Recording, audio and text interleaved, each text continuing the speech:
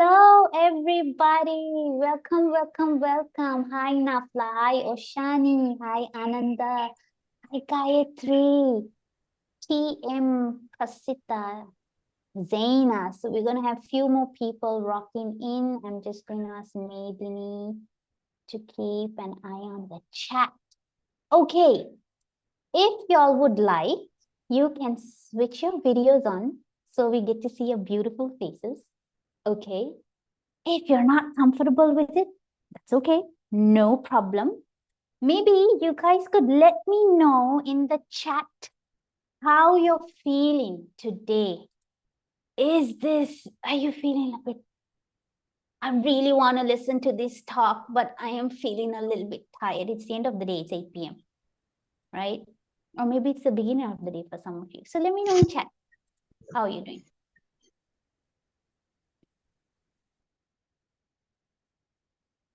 Yeah, we're just letting a few more people to come in. Oh, okay. So we're noticing that our beautiful Nadia is feeling a tad bit nervous.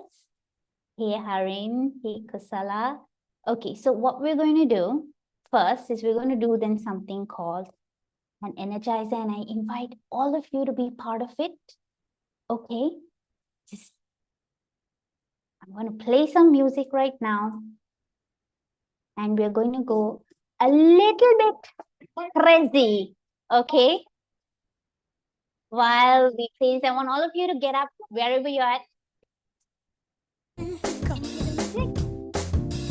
Okay, move.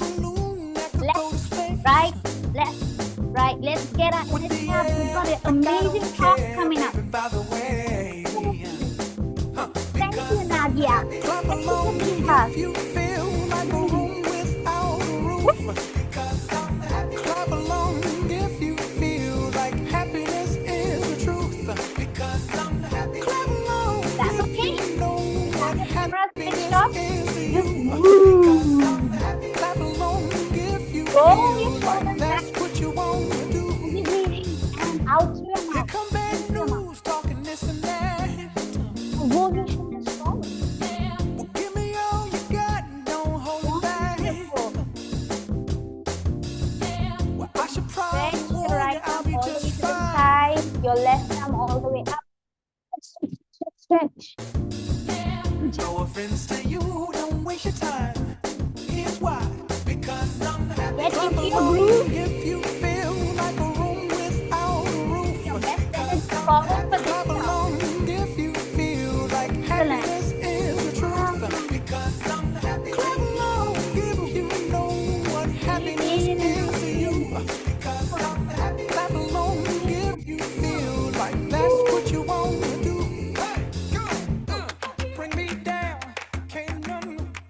Yeah, nothing can bring me down. There you go, Nadia. I hope that was something that was useful. Okay, everyone. Thank you so, so much for rocking up to this talk today. All right, because it's the end of the day. We want to get your level of alertness up. So we just jumped up around a little bit. And then we're going to start. I'm sure all of you are like, Rushma, we didn't come here to dance. We came here to listen to this wonderful lady Nadia speak, okay, and share her learnings with us. How do I know Nadia? Nadia and I go way back, okay. Most wonderful person. I've had such wonderful conversations with her. She is so hardworking, so determined. She really immerses herself and takes the energy to immerse herself in our culture. Okay, very grateful for at a Sinhalat kata karana puluwan. Harida, ඒක ඔක්කොම කරලා තියෙන්නේ. She's trying her best. She tries to use the language. All right. And so can we have a little bit of love and show her some hearts? So get onto your reactions button and let's put up some hearts for her. She's worked. Yes. Thank you. Thank you. Thank you. Come on. Let me see more hearts. And while we're in this talk, she's already confessed that she's a little bit nervous. So can you please put in the chat and see that we hold everything we hold Nadia in this loving, accepting space. Okay, share as you may, share as you will, guide us, and over to you, Nadia. Okay, all the best. Have a good one.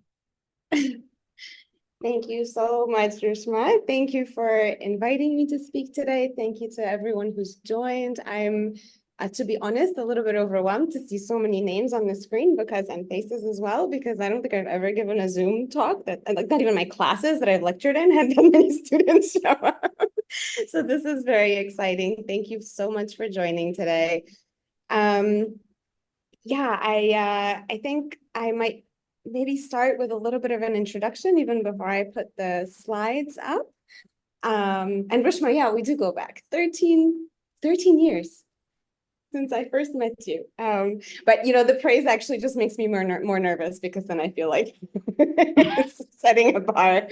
But thank you for the very, very kind words. I'm very excited to be here. This is the first time that I am although I've been coming to Sri Lanka for a long time and doing research for quite a while, this is the first time that I'm having the opportunity to present to a Sri Lankan audience, and also, which I think is even more consequential, an audience of practitioners in the mental health and psychosocial field. So I think this is where the nervousness comes from a little bit, because it's like, you know, this is what I write about. And yeah, so my research, what I'm really going to be talking about is my PhD research, which I just recently completed in 2023. And I was working, I did my PhD at the CUNY Graduate Center in New York in anthropology. And my research was here in Sri Lanka, and specifically in Kandy district. And I worked with psychological counselors or counseling officers who work in the AG offices throughout the district. And like, I have no idea, some of you may, you know, have actually may work in that field. So, you know, I don't know if that's the case. I'd be really excited to hear your thoughts. I'm very excited to hear everyone's thoughts and comments, including the critical ones. So please don't hold back. And yeah, so today what I really wanted to do, though, is rather than just throw at you the research, is to try to think about how whatever it is that I, you know, came up with or kind of tried to understand, whether correctly or not. Well, you know, that's never determined necessarily, but you know, my interpretations, my ideas based on what based on the research that I did, I wanted to think about how that could be turned into something more applicable in practice, something that, you know, can be a takeaway, that not like as a oh, here's this great idea, but like, you know, some kind of thought or idea that maybe you will find interesting, maybe you will find somehow useful for thinking about the questions that we're focusing on, which is about, you know, what happens when we're doing psychotherapy or counseling or mental health practice in cross-cultural context. And what I mean by that is, I mean, really any context is cross-cultural, right? In the sense that in any society, a therapist is likely to work with a client who does not share their religion or their ethnic background or their cultural background, language, whatever it may be. But there's another layer to that, which is when you are working in a field where you know, the side disciplines, as we like to call them in anthropology for short, so psychiatry, psychology, psychotherapy, you know, these disciplines, although it is an oversimplification, they are very much grounded in kind of Euro-American, Western European, Anglo-American, however you want to define kind of Western, right, intellectual traditions, frameworks, cultural context. And so for decades now, they've been globalized, right? I mean, you're finding these discourses everywhere, and they're changing, but they're becoming more important and salient in different parts of the world, in different contexts, where it's not that they're necessarily new. We can't say that these practices or ideas are new in Sri Lanka, for example, right? It's been decades, but they are not, as I like to put it, they are not historically part of the kind of Oh, sorry, Rishma, did you just send me a message? Oh, this is for everyone else or for me? Yes, I'm sorry to distract Sorry. you. I'm No, sorry. no, So it's okay. we're going to be also scribing in the chat. Maybe some of you don't have good internet connection. So Nadia, just Sure. ignore the chat. I'll stop in the middle. Is it okay if I just turn the chat off on my end for a little bit, because I Yeah, will keep looking over and please go ahead. okay. Sorry for that. No, no, no worries. So yeah, so it's just, like, whereas in the United States, therapy kind of emerged, or psychology emerged and developed in tandem with normative, like middle class white American values. That's not the same in other contexts, like, Sri Lanka, Kazakhstan, Poland, whatever, right? So there's this dissonance between the ideas that are, or not necessarily dissonance, but there might be slight dissonances or tensions between the values that inform certain psychological theories, concepts, psychotherapeutic practices, and the values that might inform everyday life in a particular context, right? So that's sort of the setup for the research, right? And now I feel like I've literally just jumped 5 slides before I even shared them with you. So I'm just going to do that now. Rishma, dear, I cannot share the screen while the other participant is sharing. I'm not sure, did you share something, or maybe if you want to try to share the slides as I had sent them to you, but then I might not be able to maneuver them. I think you should be able to share now. Yes, thank you. All right. Can everybody see the slides? And hear me also? Uh-oh.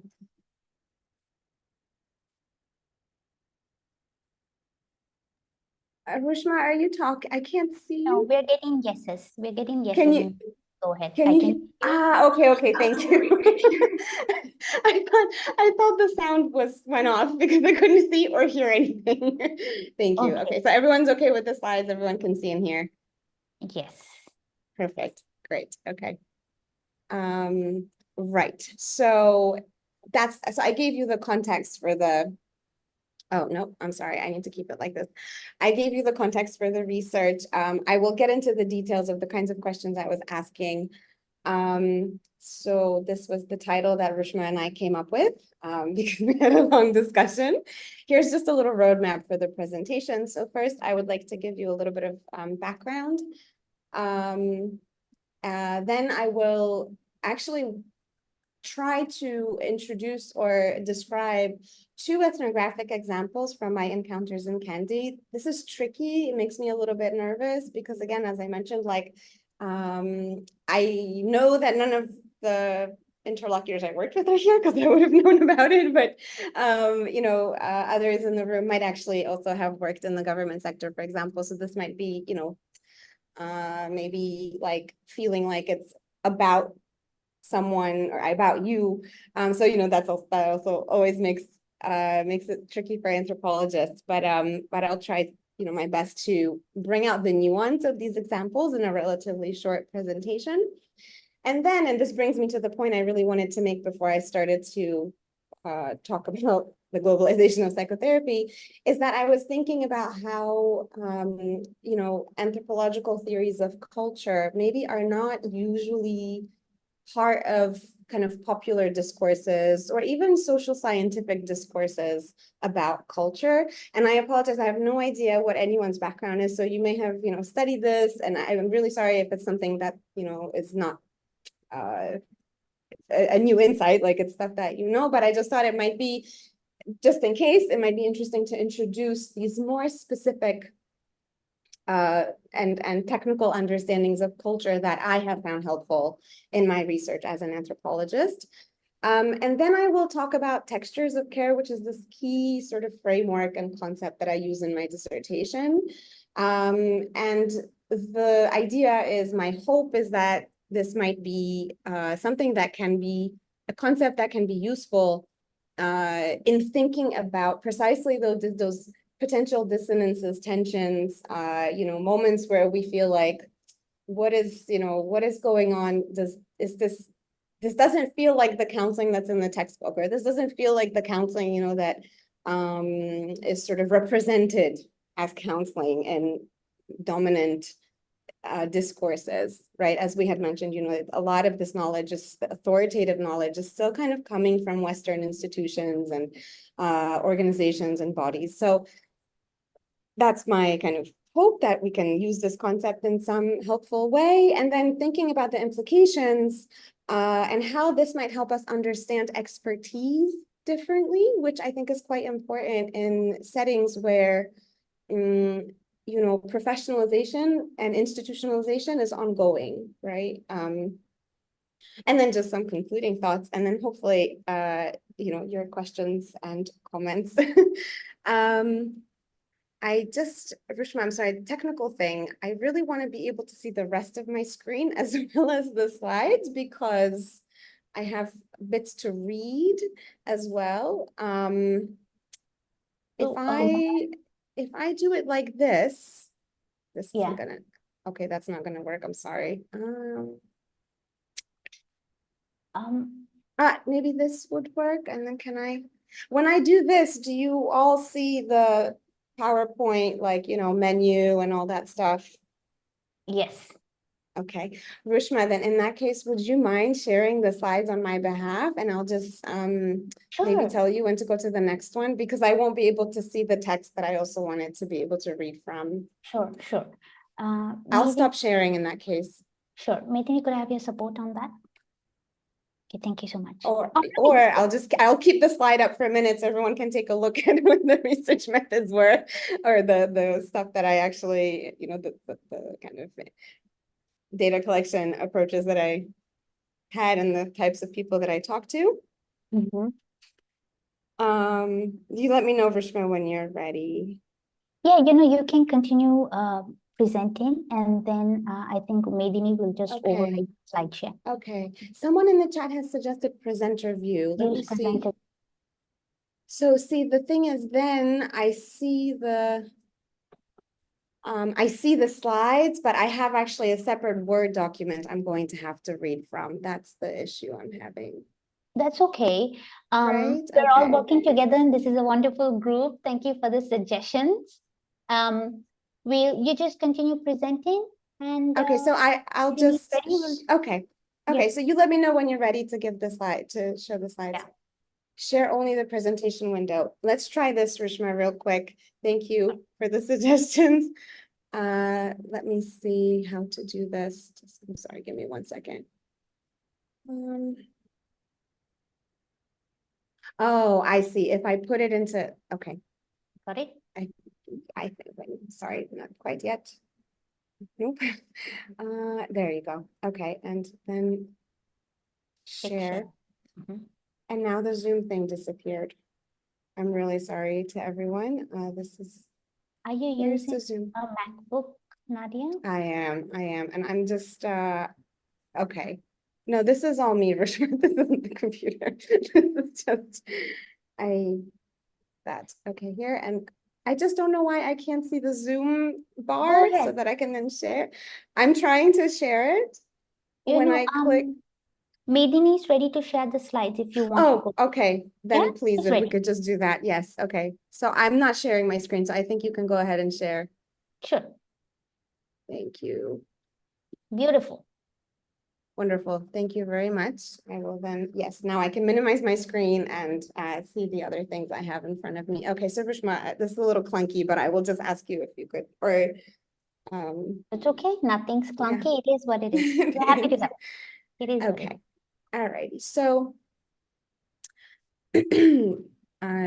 as you saw in the previous slide, which we don't have to return to, I had the board of the counseling division, that's taken at one of the offices where I did my research.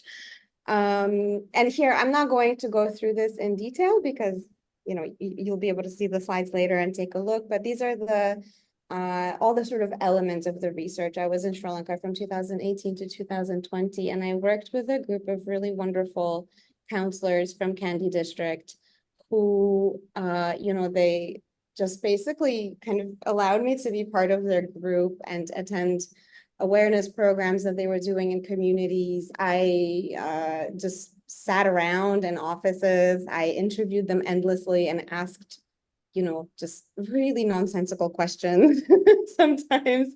But in addition to that, I also did some work in an outpatient psychiatric clinic. I spoke with participants in the awareness programs that the counselors were doing.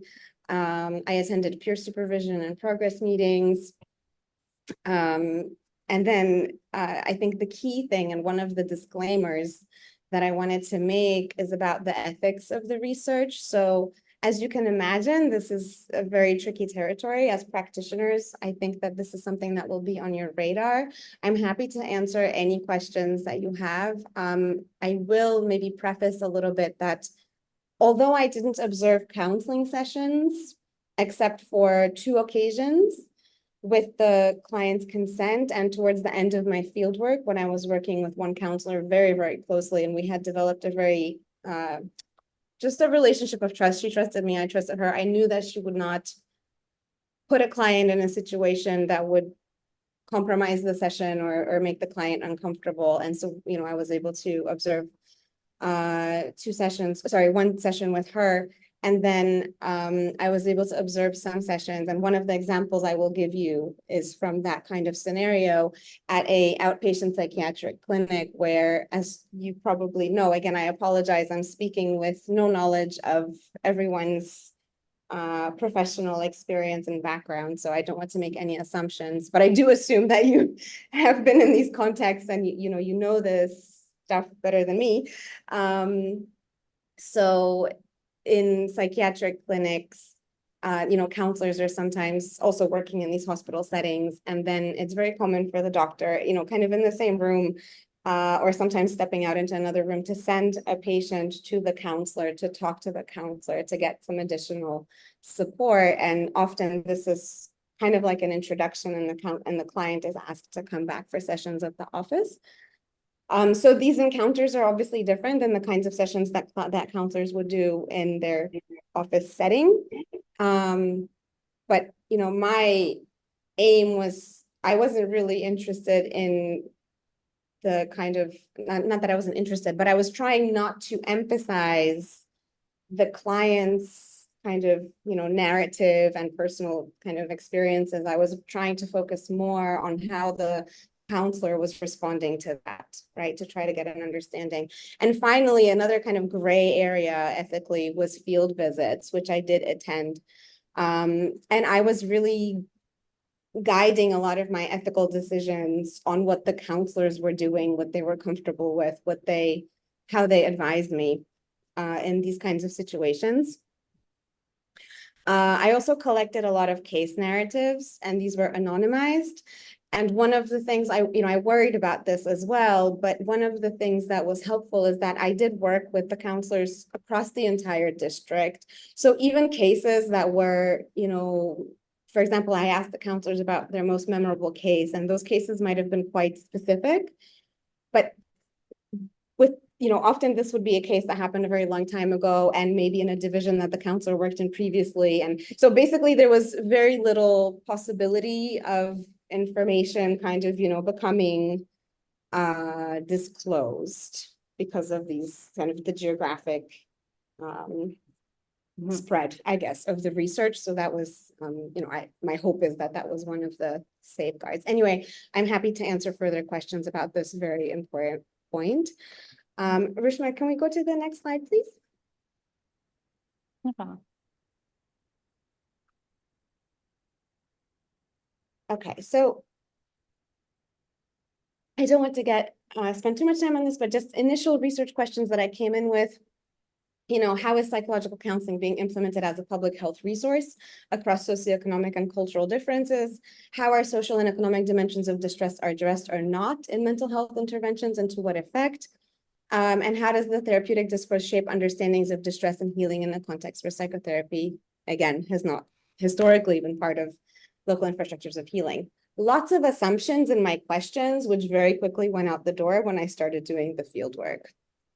These questions still remain salient in my research, at least the first one and the second one. But that's less to do maybe with counseling itself and more to do with the really rich history of mental health and psychosocial interventions in Sri Lanka, and just this enormous body of research that's out there that I was able to draw on to think about what, you know, psychosocial care even means, which is also part of what I talk about in my dissertation. Sorry, Rishma, I'm clicking the button, like, what's happening? And then I remembered that you are in charge. Would you please go to the next slide? Thank you. So the questions that actually emerged in the research were, you know, how do the counselors redraw the contours of counseling practice? What assumptions about personhood, about ethics, about what it means to help someone, about what it means to be in distress, what assumptions underpin their interactions with clients, right? Assumptions, values, not necessarily conscious ideas either, right? What makes sense from their perspective that isn't maybe entirely making sense to me? And what do they reveal about the dominant psychotherapeutic models that comprise the, you know, training that many professionals in Sri Lanka and elsewhere in the world become that they're trained in, right? That become the foundation of their practice. So things like, you know, if this is actually something that I would like to understand more deeply, that I didn't get a chance to explore as much depth as I wanted to, but you know, CBT, person-centered therapy, the kind of ethics or codes of ethics that you find in the APA or the American Counseling Association, those are all the kinds of authoritative sources that the counselors I worked with talked about, that I saw in training courses. And so by looking at the way that counseling is practiced in a place like Sri Lanka, what can we learn about what those models assume and what they actually are about? And what insights and possibilities emerge in those moments where there is a dissonance, when the practitioner isn't necessarily going according to the standard or the model that's in the book. Which, yeah. Rishma, sorry. Please, can you go to the next slide? Yes. Okay. And here again, before I start going into the ethnography, I wanted to make another kind of small disclaimer, which is that, you know, I should have said this in the very beginning, actually. Again, you know, I'm not a practitioner, right? I mean, I'm a practitioner of a different discipline. I'm an anthropologist, right? So I feel like some of the things that I talk about are things that all of you who are in the audience, you know, this is what you do, right? So you know this from the inside out. What I want to offer, I guess, is just what did it look like from the perspective of an outside person who was looking at it through an anthropological lens. That anthropological lens is really key, right? And I will talk about that a little bit. And the reason why it's maybe a little bit odd to start with the ethnographic examples, we're just sort of jumping in, but I wanted to, without necessarily assuming how you will feel about these examples or what they might evoke for you, in a way, I'm interested in that reaction. And, you know, I hope maybe we can talk about that a little bit in the discussion. But also because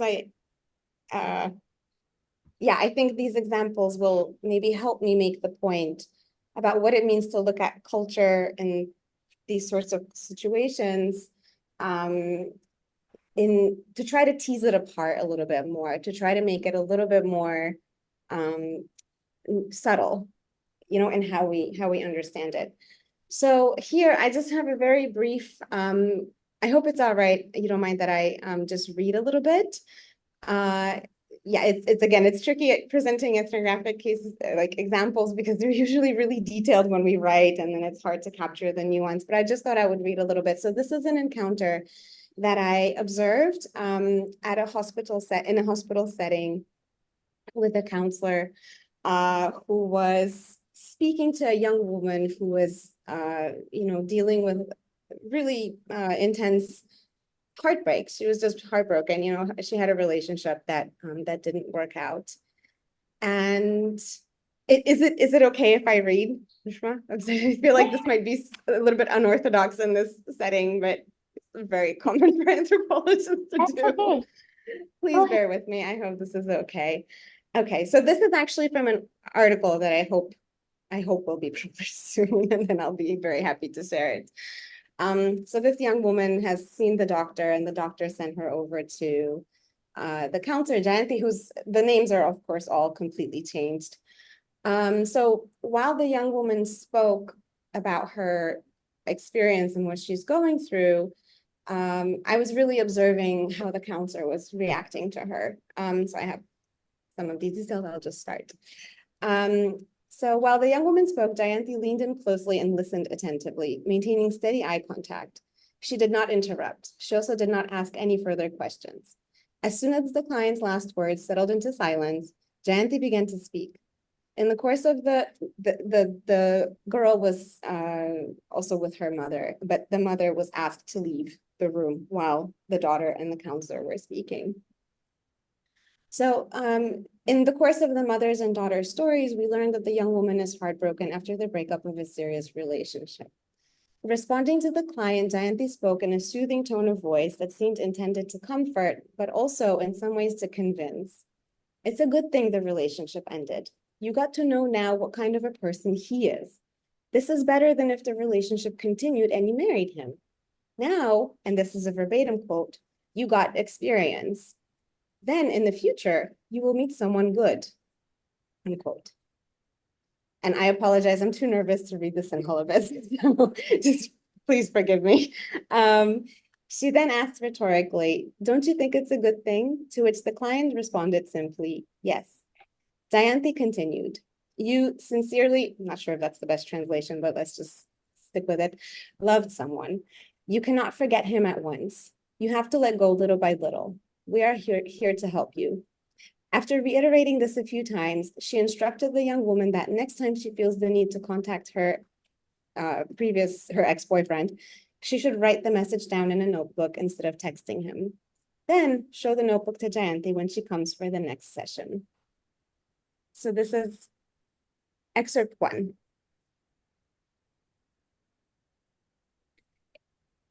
We need to Rishna, go can to we? the next one. Yes, Medini, we need Yes, to please. go to the next one.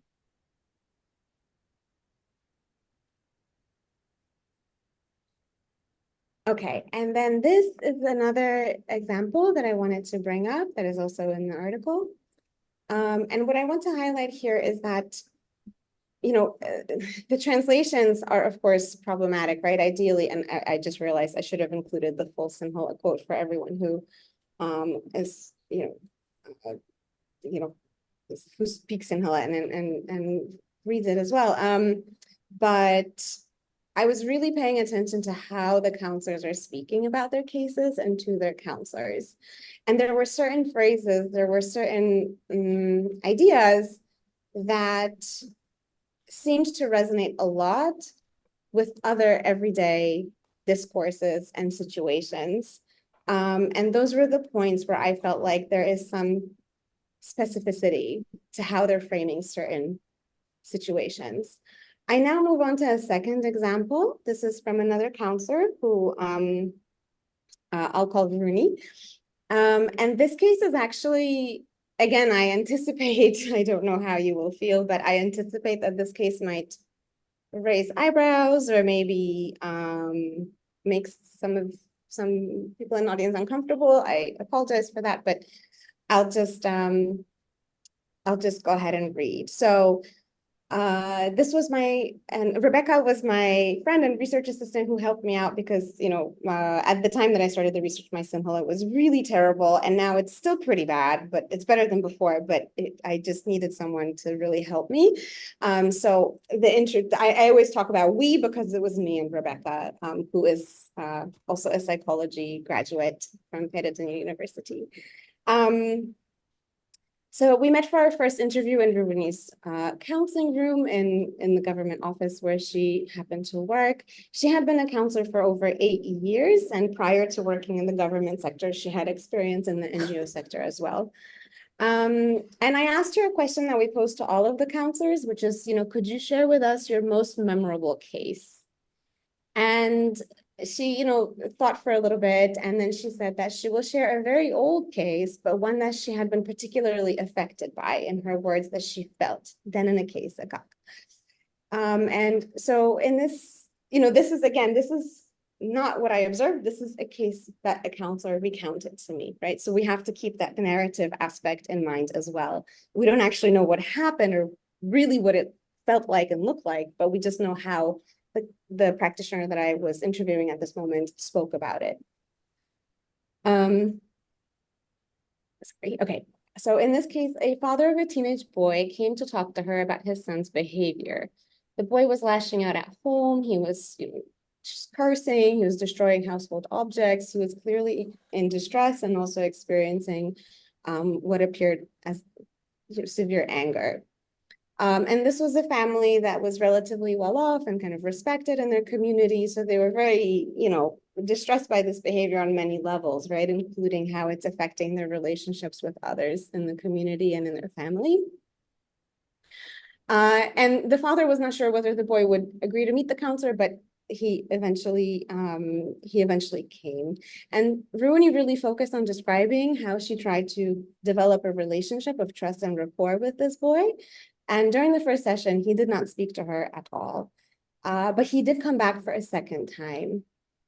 And so here, she describes in detail how this encounter unfolded, but eventually, and how she kind of got to she knew that there's something really deeply, deeply inside, that she actually phrased it like that, there's something really deep inside that's really distressing him, but she didn't know what it was and he wouldn't speak.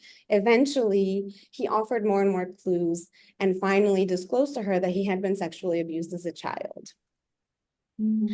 At this point in the narrative, again, we have to keep in mind, this isn't Ruini talking about a case that just happened a week ago, right? This counselor is telling me what happened many years ago from her memory, and she's focusing on the elements that really affected her, right? So she didn't mention any details about the incident itself. And at the moment, I think because we were also a little bit shocked in the interview, Rebecca and I also didn't think to ask either. So we didn't know actually what happened, right? Which might have been consequential for how the situation is interpreted and how the counseling process unfolds. But so the only thing we knew is that the parents were aware of it and that a police report had been filed. And so Ruini focused on the process of how she helped the boy, and what she felt was his deep sense of relief that he came to at the end of the counseling process. And I will just read this excerpt from her speech to me about this. And again, I apologize if some of the translations sound wonky, like it's really hard. I mean, I had someone help me with the translations, but it's actually quite hard to make Simhala sound really nice. The nice and kind of the depth of what's being said in the original is often lost in the translation in any language. So she said, I felt really happy that day, the day when the boy and his parents came back and reported his improvement. It's a joy, meaning the fact that through counseling, someone might feel such relief. This boy felt a huge relief. He told me he had never told anyone how much he has been suffering because of this. After this, we talked and made a plan for him. We made a plan that included small things he can do to change his behavior, how to treat his parents, how to behave at home, how to be with his friends. All these things we included in the plan. His parents brought him 2 or 3 more times. They were so surprised. He began to worship them, to worship the Buddha. He was someone who had never done these things before. He began to trust or believe that, yes, this kind of thing happened to me in my life, but there's no point in becoming negative because of that. And I think, oh, you can't see it here. Okay, fine, I will read it. So negative that's exactly how she phrased it. The whole time with this idea, I made him more positive. And then I had the quote that I actually have up on the screen is Ruini saying, so this is why I was able to fix this. And again, in English, fix this sounds so kind of like mechanical, but I should have included the word here. I think it was hadan na pulwanuna. I really feel that he got the right guidance, magapending. He came to understand about life anew.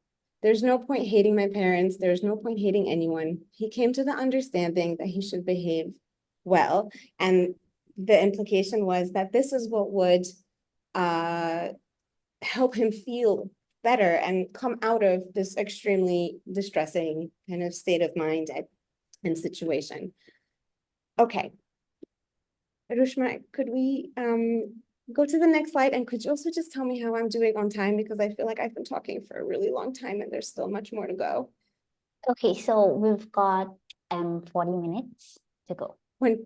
2 minutes. 40 minutes in whole, so you have about maybe 20 minutes, 15, 20 minutes to Okay, I will get 15 through. minutes. I will get through it as fast as possible. Okay, I'm going to skip the remaining quotes. They're just illustrations. I wanted to show that what I was seeing was not just what I encountered with one counselor, one practitioner. It was something that I was seeing a lot. And here, another very important disclaimer. In Kandy District, almost all of the counselors that I worked with were Sinhala speakers, and all of them identified as Buddhist except for two who were Muslim, but also worked primarily in Sinhala. So this is why in this material, you will see the predominance of both the language and also references, religious references of to Buddhism. Okay. Rishma, could I please have the next slide? Yeah. Okay. And so in these quotes, these quotes highlight to me the dissonances or the kind of frictions that I felt, and not as a practitioner, but as a person who was exposed to particular kinds of counseling or psychotherapy as a client myself, and through just the constant exposure to these ideas in, for example, the United States context and things I've read, and what I was seeing with the counselors that I was working with. The way that they were talking about the cases was sometimes there were questions that I had that I was thinking like, wait, why aren't we asking about this? But that wasn't necessarily the question that they felt was important to ask. For example, how did this person feel about that, right? And these were the points where I didn't understand what's happening. Those were the points that I really focused on and tried to understand. And then what I realized is that some of those tensions that I'm feeling actually echo and resonate with tensions that are already in the field. So there were things that I was encountering in, NGO reports, in research articles written by psychologists from Sri Lanka. There were things that I encountered in conversations with, for example, clinical psychologists or other practitioners and experts. In a field that's very diverse, right? Like the counselors that I worked with are one group of mental health practitioners among many. And in a lot of this discourse, what was coming up is, kind of questions about some of the core assumptions of psychotherapeutic practice, like client autonomy, the importance of agency as a kind of path to well-being, and the importance on emotions. And I know that this is all hugely simplified because psychotherapy, counseling, psychology, clinical psychology, hugely theoretically rich fields. So please bear with me. It's just for the sake of the presentation. I'm happy to talk about this in more detail at a later time or in the discussion, versus what it looked like was happening in some of the encounters that I was getting to see and some of the discourse that I was encountering in the Sri Lankan context, specifically in Kandy. And so I think of this as kind of shared or co-agency between the client and the counselor, a sense of directiveness, not directiveness, but just kind of phrasing and tones and really subtle ways in which some of the communication and some of the way that the counselors might have talked about their cases appeared a little bit more directive than what I necessarily or maybe expected. And also less focus on verbally elaborating emotions or emotional experience, which is not to say that emotional experience wasn't important. It's just that it wasn't necessarily verbalized in the way that I was expecting it to be. And here, I want to, the kind of the core of what I wanted to share with you is that in light of these kinds of nuances and tensions and dissonances, anthropology offers two things that are potentially very helpful. One is a long history of theorizing culture and specific and quite nuanced ways of thinking about it. And second, we have a more we take a bit of a distance to knowledge itself, right? So whereas psychology or psychotherapy might be generally understood as a scientific and therefore objective view or representation of human experience, from an anthropological perspective, it is historically and culturally situated knowledge, right? And that knowledge and that discourse is imbued with specific cultural values. So this goes back to what I had said in the very beginning when we were starting the discussion. And the dissonances that I was seeing, I believe, or I would argue, are they are dissonances between the assumptions and the values that are embedded in particular psychotherapeutic modalities, for example, person-centered therapy, and those that actually animate the everyday lives of therapists and clients, whether that be in Sri Lanka or in, again, Poland or in the United States, wherever. And importantly here, culture sometimes I think is talked a little bit about as it's almost like an add-on. Like if we take it away, we can just get at the real experience or the real truth about what is going on with someone's mind or, what is going on with human psychology, right? But maybe not, I shouldn't say anthropological perspective in general, but from my perspective, oh, I'm sorry, Rishma, thank you. From the kind of perspective that psychological anthropology takes, which is the subfield that I'm coming into this from, culture is experientially actually how things are, right? Rishma, should I clarify anything at this point? Does anyone have any questions? I'm not sure if I was wondering the yeah. dissonances that you spoke of, Mm-hmm. particularly when you're talking about psychology as a scientific objective view of experience. Could you just, Mm-hmm. repeat that if that's okay with Of everybody? course. Is that okay with everyone? Yes. Maybe because like now you're coming into the crux of things, and Yeah. if you can, I love the background that you laid for this crux, but now if you could slow down Sure. and then let's have Yeah. another listen in about this. If that's okay with everyone, we can go ahead. Can you give me a thumbs up in chat if that's helpful? Yeah. Okay, we're getting a yes. I just, not a thumbs up. Give me a reaction. Any kind of reaction, give a heart, give a anything. Any reaction you give means yes, please. Nadia, go over it again for Thank us. you. Okay, very sorry. I'm just rushing That's okay. because I didn't time myself properly and now I'm paying the price. Yeah, Yeah, this is so helpful. Just, oh, that's yeah, go ahead. of We'll course. start from the top, maybe the autonomy, agency, emotions. Yes. I'm sorry, I apologize. So basically, these terms, autonomy, agency, emotions, are things that came up in conversations in Sri Lanka about psychology, about psychotherapy.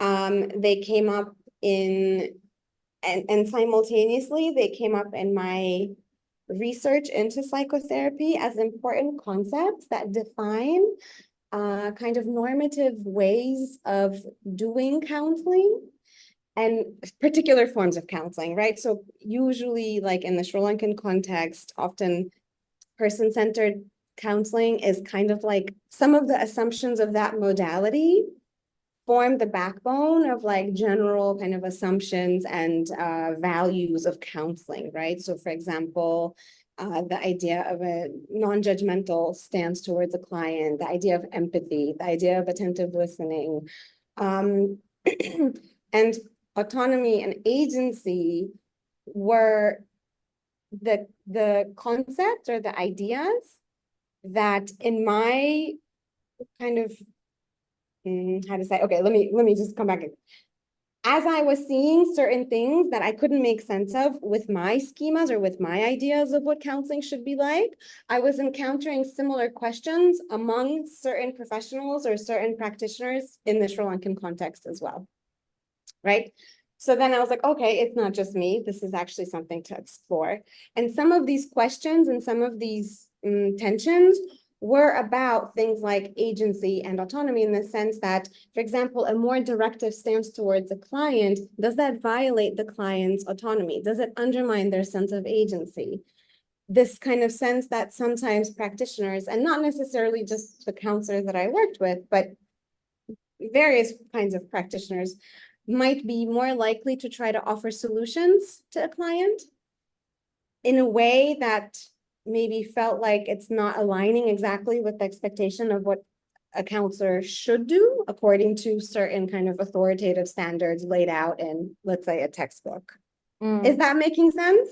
Yeah, as in like what I'm understanding from the theme is we are all trained, and the foundations of the training that we get as clinicians is not based on, you know, how it grew up in Sri Lanka, but we're taking all these models and modalities.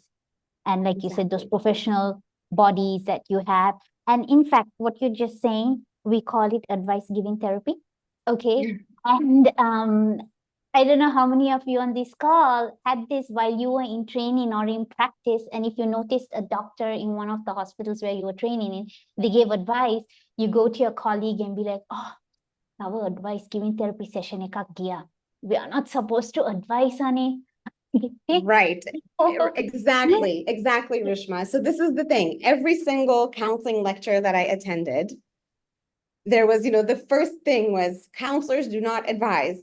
Even yesterday, I was in a program and a doctor was like, yeah, all the textbooks say not to advise, but that's just the textbook, right?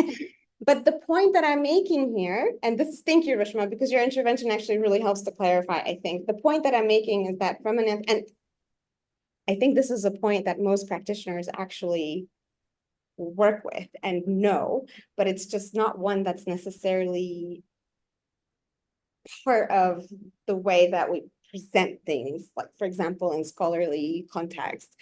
The point is that this kind of approach is not wrong. And that if we try to link it and really understand the nuance of it and the assumptions that underlie it and link it to what's going on in the rest of the cultural context that is relevant to that practitioner and that client, right? Because there's different cultural contexts within the Sri Lankan context, we can start to see how all of this actually makes sense. And I will get to this, I'm sort of jumping the gun. This isn't to say that there isn't actually a question of what counseling should look like. What is ethical practice? What should the standards be? Those questions remain, but the idea here would be that the ability to do this, to take this approach is actually a form of expertise that might be what makes counseling legible to that client. And I'm sorry, I shouldn't say we should. It's more like the kind of intervention that anthropology offers and that I try to emphasize in my work is that, to the extent possible, what would it look like to think about professionalization and institutionalization if these kinds of practices were not marginalized, but actually taken into account and explored with the openness to multiplicity? And multiplicity, what I mean by that is really in an epistemological sense, again, not thinking that autonomy is one thing, but thinking, what does autonomy mean in this context? Is it actually a relevant concept? Right? So really like getting down to the, ground of how we think about experience, how we think about well-being. And this work is being done here, right? So practitioners are actually exploring these issues. This isn't like I'm bringing in something new, but my point is just that I think anthropology can be very helpful in finding conceptual frameworks and approaches to ask those questions and to explore practice, not just in the government sector, not just with this particular practitioner or that, but broadly. Because the truth is, something like advising, I mean, I can tell you, I spoke with a lot of clinical psychologists, Rushma, people trained like yourself, who also were like, yeah, you kind of just have to advise sometimes. Why is that? Because Mm. it means something. Because it Yes. isn't just a deviation from a standard, it has a meaning. Mm. Just to add on to that, if that's okay. Of course. This is where, like, over the last few years and the training that I've done, and everybody else on call, please unmute, share, give your thoughts. Okay, I'm just sharing because I'm already unmuted, so it's just easier. Okay. Meeting the person where they're at. So meeting the person you work with where they're at is one of the things that we are supposed to do. Okay, what we mean by that is, if meeting them where they're at is they say, hey, you know what, you're the clinician, I trust you, I'm holding on to you, your hand, take me with you, which would mean like we need to listen to that and go with, if they are looking for advice or if they're looking to be guided, that's one. Because that in itself is agency. They're using the agency within to tell you, look, I'm being autonomous, I'm not dumb, I'm not stupid. This is an approach that I would like to use at this point in my life. Right? Then there's the other, which we are taught a lot about. It's also to be, how do you meet the person where they're at? How do you give them autonomy? How do you feel? What do you think? What do you want to do? So you put it in their playing field, and then sometimes they're like, you know what, right now, I just want to hold somebody's hand and just move forward. I don't want to be doing any of the thinking. Can you do some of the thinking and advise me, and then I'll get there. So this is what came up for me when you were talking. It's very difficult because you as a clinician, you don't want to be telling them what to do.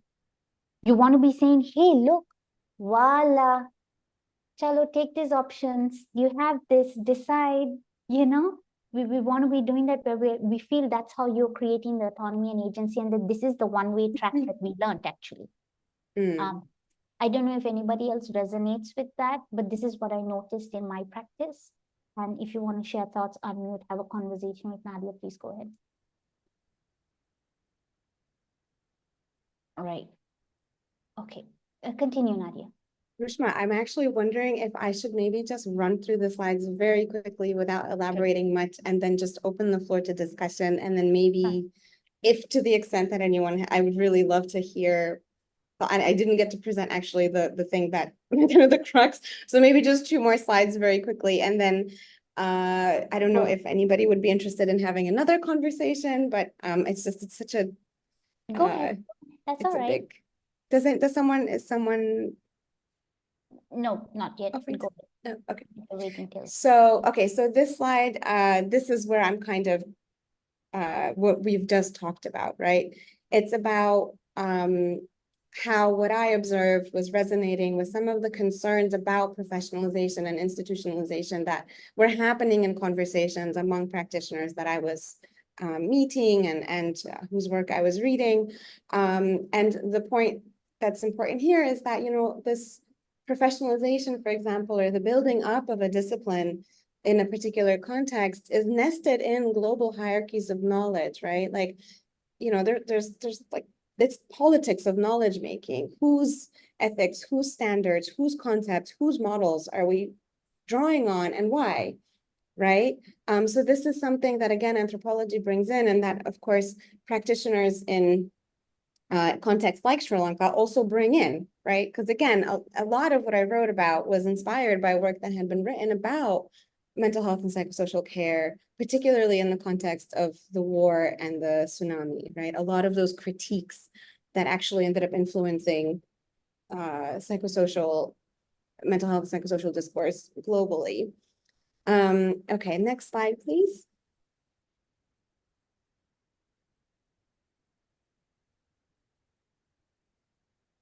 Thank you. This is just very, very quickly, actually, if we could just go to the next one. the connectionist model of cultural schemas. Right. I will not spend a lot of time on this. This is an example of a anthropological kind of theory of culture that can be very useful and help us attend to the nuances of, a lot of the times when we talk about culture, it ends up being generalizations. It ends up being something that kind of emphasizes otherness and difference. And I'm talking about the popular ways that the notion of culture gets taken up. Here we have a model that is basically, it's a model that's based on, it simulates kind of neural activity in the brain. And the very simple basic idea is that through everyday experience, I'm speaking to psychologists, like from you all probably could explain this better than I could. I could just talk about the way that we take this up. But it's basically just the idea that, we make associations, right? So the idea isn't that culture is nested in the brain just becomes a metaphor, right? So neural activity in the brain becomes a metaphor for associations and patterns and kind of schemas that make sense, right? And all of us have unique life experiences and therefore unique schemas or sort of models, but those that are repeated over the life course, that are emotionally salient, and importantly, that are shared in a particular community, like that could be any community, not necessarily a national community, those might become something like cultural schemas and patterns. Those might be the things that make cultural difference visible to us, right? And this is really helpful because it helps us account for both stability and variation. So if there is a cultural schema or a model, it doesn't mean that a person in that particular social context is always going to apply that model, or that model is never going to be altered, right? So this is how we can account for individual action and creativity at the same time that we also recognize that indeed there are patterns. Like the families that I work with now, again, predominantly Sinhalese speaking and Buddhist, the children worship their parents and their elders, right? Actually, everybody worships everybody. That's not something you're going to find in a Polish household or a North American or, whatever, white middle-class household, right?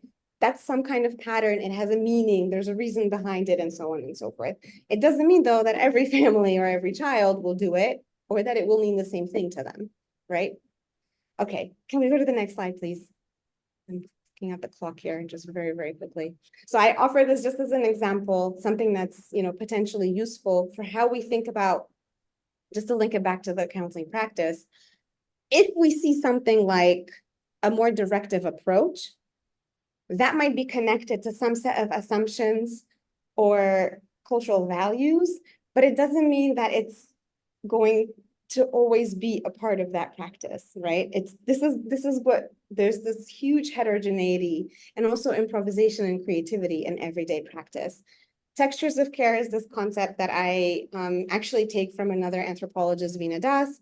And I bring it together with a phenomenologically kind of informed understanding of experience, which is about the historicity of the body. What this means is that our experiences and the things that we're exposed to in our perception in our everyday life kind of accrue in our bodies. We develop sensibilities, habits, things that we do and feel without thinking. These are tacit. These are not necessarily conscious at all, right? But different from the sort of notion of unconscious and psychoanalysis, right?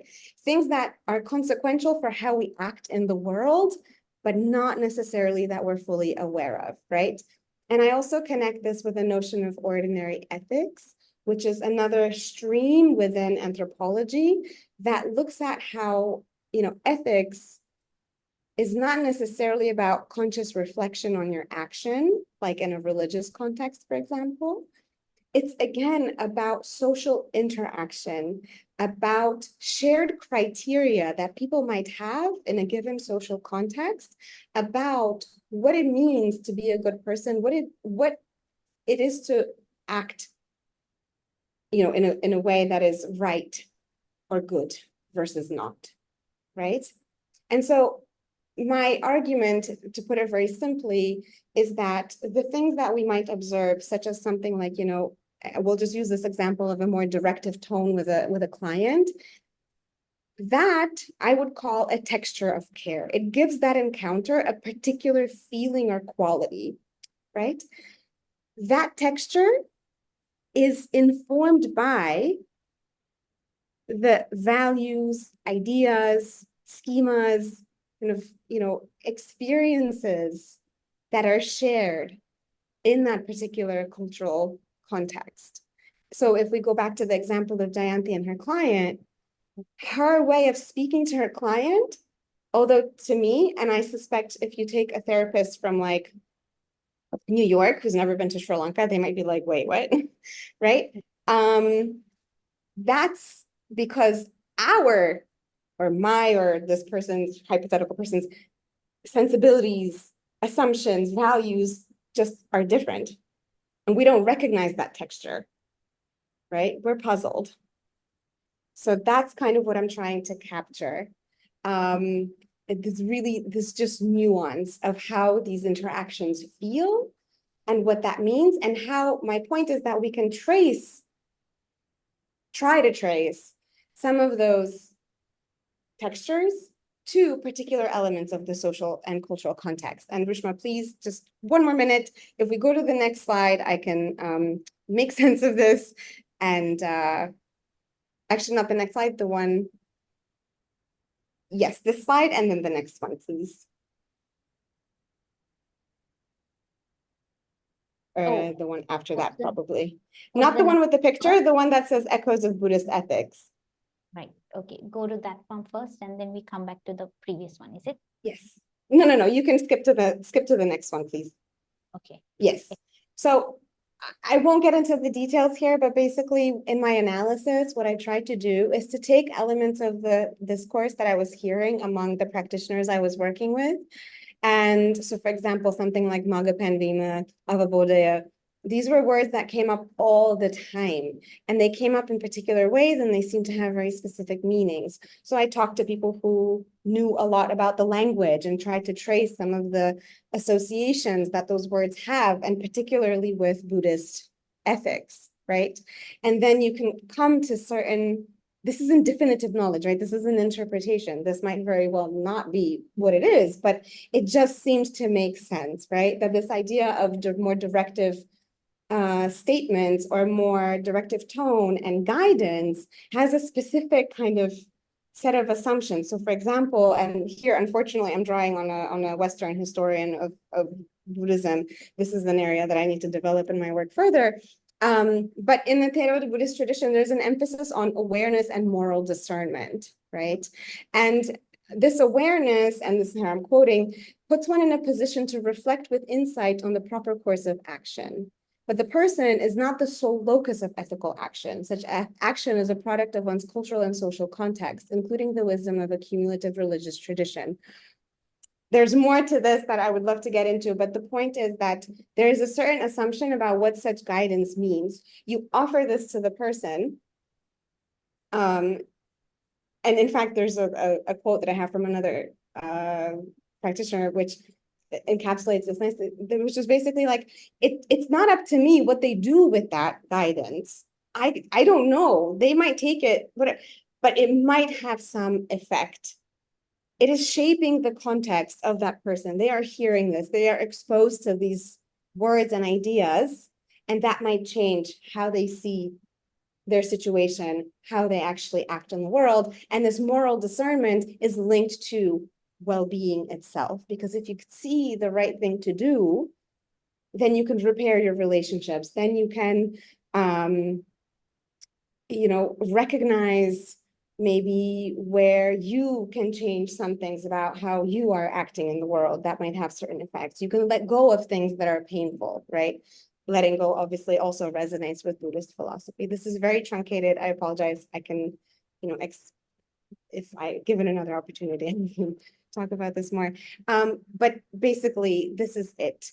We can stop here. I'm very sorry I went so much over time. The fundamental point is that if we look at these kinds of tacit forms of understanding that come out of a shared, kind of life world, I'm suggesting that that tacit knowledge, that kind of cultural sensibility it might be really helpful to think of that as expertise as well. And that might open up the conversation about something like professional standards or ethics. And it's very difficult. This isn't to say that there aren't actually questions about what's right or what's wrong, what's harmful or what's not harmful. It's just to say that maybe the very criteria for how we determine that has to be reconsidered in a really pluralistic context like this. I'm going to stop here. Thank you. And I really apologize for the timing. No, that's okay. We have 8 minutes to spare. So, Okay. maybe we could stop the screen share, please. Yes. Thank you, thank you. Eh, And let's see, let me put everybody on gallery view. Well, If I can just also add that yeah, I'm very, yeah, very happy to talk to anyone who might be interested. I would be so happy if anybody Nadia. was interested to talk to me Yep. after, and I'd be happy to explain more and, all of that. Nadia, we have our first hand raised. Oh, Hi, there you Nadia. go. It's Hi, Ananda. Ananda.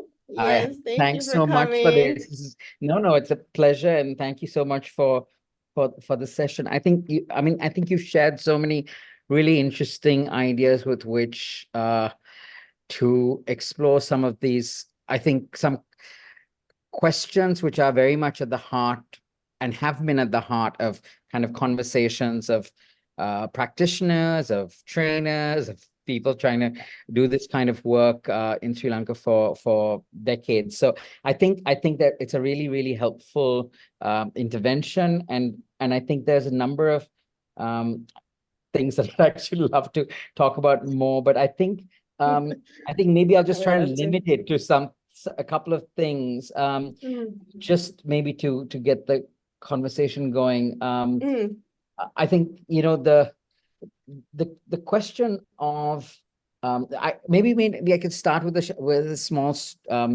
account that a counseling psychologist was a well-known, some of you will know who I'm talking about, but a well-known counseling psychologist was also a Jesuit priest in the east of Sri Lanka who did a lot of work and very embedded within the culture. Once spoke to me about his work over the years trying to train counselors and people to do other types of therapeutic work. And he said one of the big challenges for him was also always that it was really important to get people who are embedded in the culture, in the ways of understanding, ways of being. But for him, what was crucial in being able to be a counselor in that context, coming from that context, was an ability to transcend the specificity of that cultural context. And I think your kind of discussion of schema, I think, is really helpful, because I think what he was talking about was people who were embedded within a particular cultural schema, knew how to work with the ideas, the symbols, the practices, etc., but also were able to, in his mind, transcend those schema and hold other schema, i.e., professional counseling practice, as they had been, as he practiced in this, which had other kinds of ethics, other kinds of ideas about what makes change, and so on. And I think it might be interesting to think about this as, when we talk about counseling in Sri Lanka, a lot of the anxiousness is that people are saying they're doing the same thing, but they're not really doing the same thing at all, right?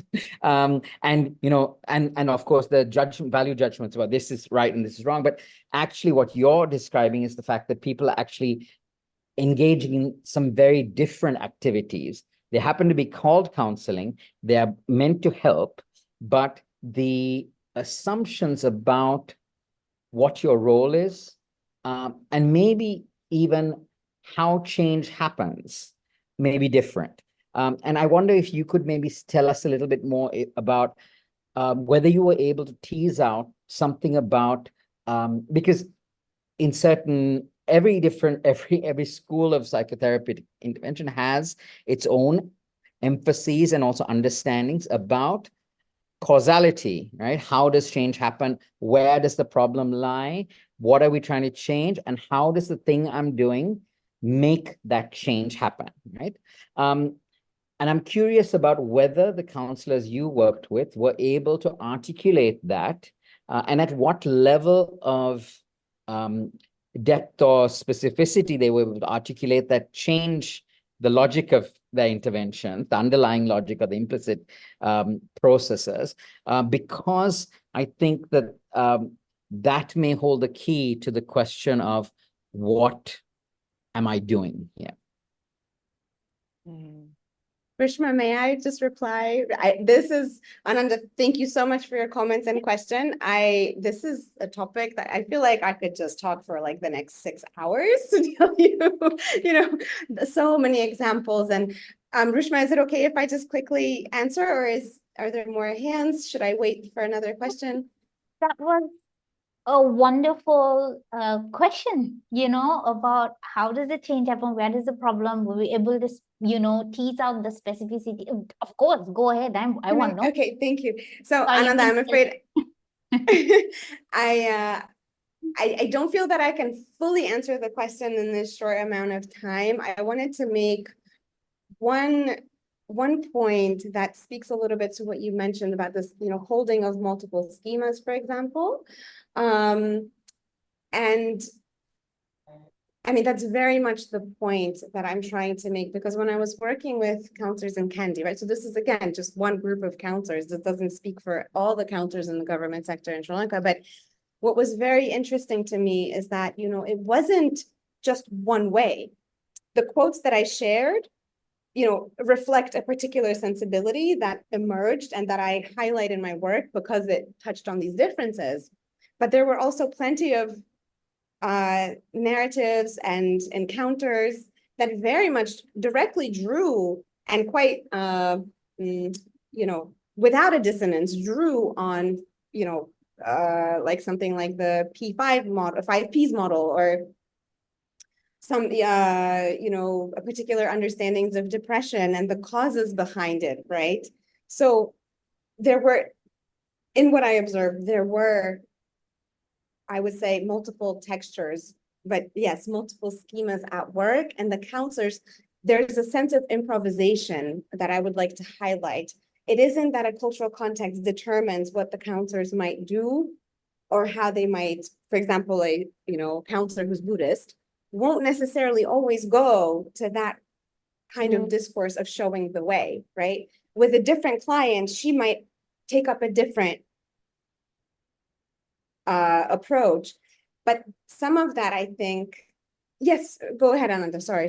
I didn't see No. Finish what you're saying, but what you're saying is really interesting. And I have a sort of an idea, not from this field, but from that might be helpful. But maybe just complete your idea. Sure. I didn't mean to interrupt. Sorry. No. I'm really fascinated. I would love to hear. I've been meaning to full disclosure, I've been meaning to reach out to you for a while, and I just didn't want to bother you until I had something to actually say or send. I know you're very busy, but yeah. So there was this multiplicity, and part of the point that I want to make is that which approach you take or how you respond to a client isn't necessarily a conscious decision.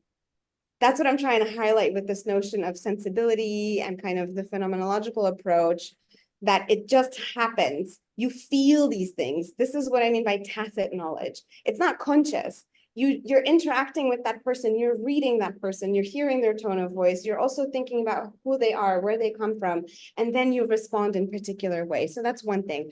Another thing, really quickly, is that I think in your question about depth and figuring out, if I understood correctly, for a practitioner to figure out what is happening in this person's life, why are they having this, why are they in this situation, and what am I doing to help? What are the causes, and what is the mechanism of change?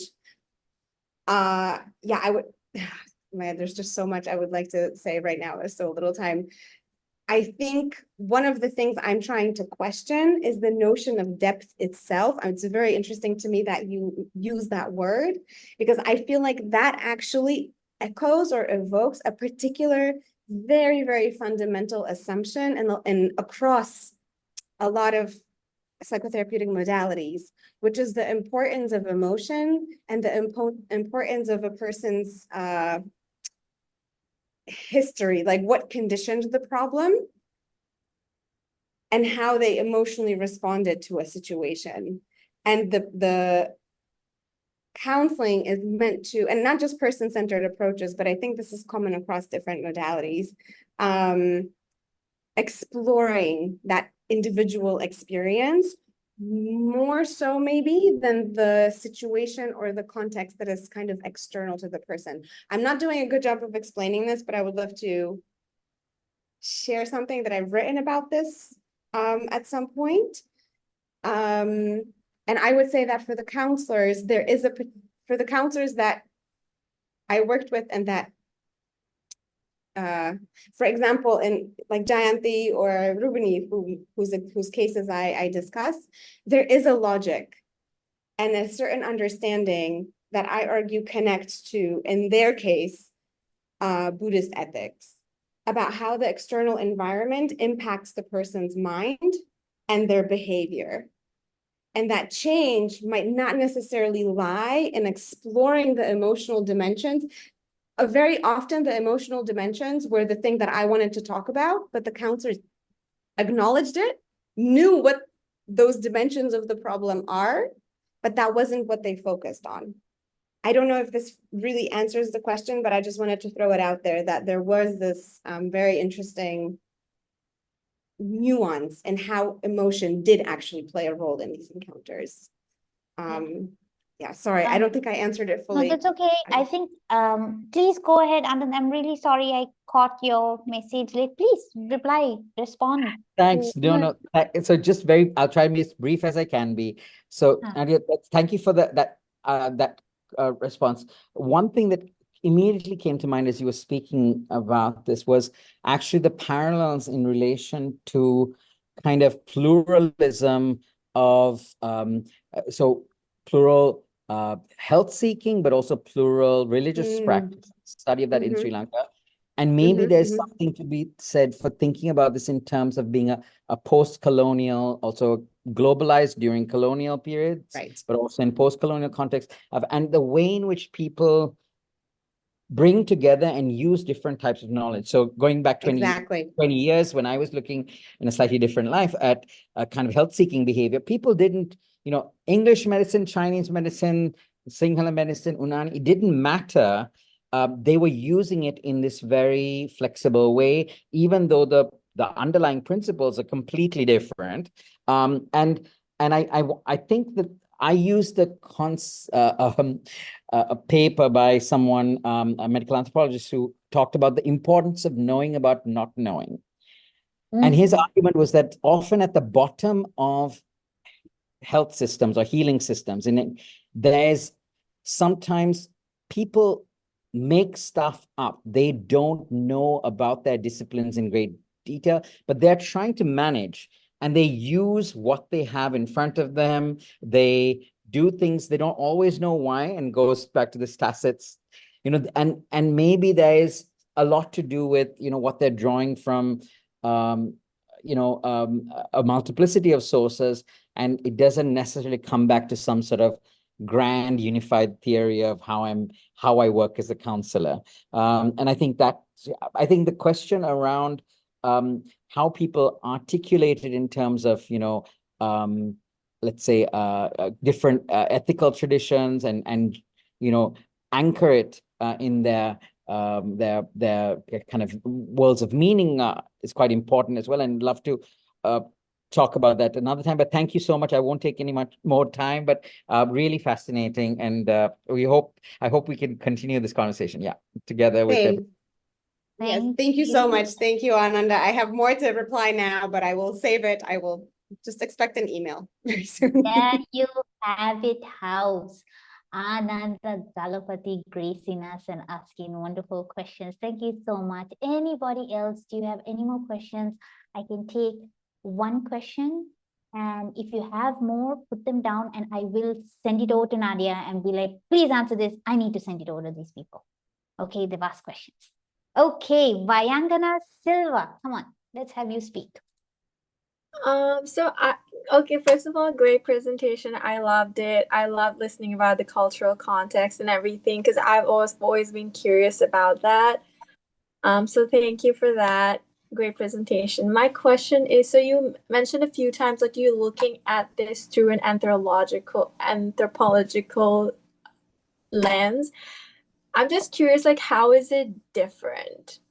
You mentioned that, but I'm not from an anthropology background, so I just would love to know like what makes it stand out. And Thank you so much for that question. And I apologize, I didn't do a very good job. I meant to introduce this more clearly sooner. So I think one of the fundamental differences is that a lot of disciplines question the foundations of their knowledge, but I think anthropology really emphasizes that element, that things that we take as truth, as common sense, as the way things are, and often in terms of even scientific, particularly in critiquing kind of scientific, the notions that science gives us an objective view of reality. Anthropology often frames its questions in a way that actually undermine this idea of a completely kind of objective view of reality.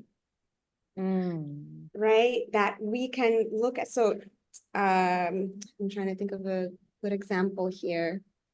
I mean, okay, I will actually give you one quick example. It's maybe not as philosophically deep, but in psychology, right, for very, very many years, before the discipline became more critical, and actually there started to be a lot of alignment between psychology and anthropology as far as the concern with cultural difference, something like attachment theory, right?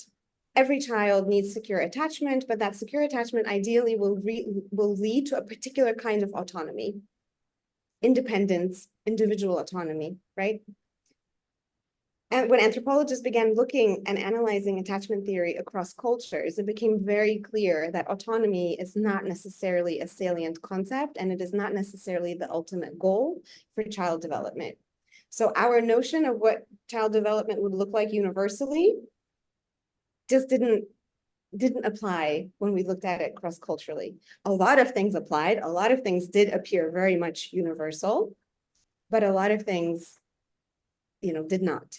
So this is where anthropology kind of, I think this would be one of the differences I would highlight. I hope this answers your question, but I'm very, very happy to speak at any time if you would like to have a conversation about this in more detail. And I'm also happy to suggest resources, which I can share with Rishma. Thank you. Vayangana, how are you doing, Madam Behavior?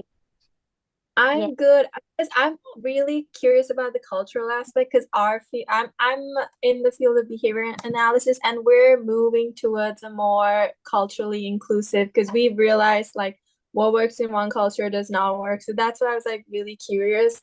And we're always like learning from other fields. I think that's something we've not done for a while. So now we're learning from like the nursing field, a lot from the nursing field about culture and that kind of empathic care. So thank you for this. And I Thank you would so like much. some resources if you would have the time to provide Absolutely, absolutely. Happy to provide resources, and again, very happy to have conversations, outside of today's discussion. I haven't prepared my details and all these things. I will make sure to share all of that through Rishma. Okay. Thank you so much, Nadia. Thank you, Anusha, Medini, Navnet, Taruchi, Shakya, Silma, Nafla, Sabrina, Vayangana, Kusala, Gayatri, Prasit, Sabiha, Rasari. I am so grateful all of you stayed on till the end. Thank you, Ananda, so much. So, we have a medical anthropologist, and then we have an applied behavior therapist who, opened up some wonderful questions for us regarding this. Thank you very, very much.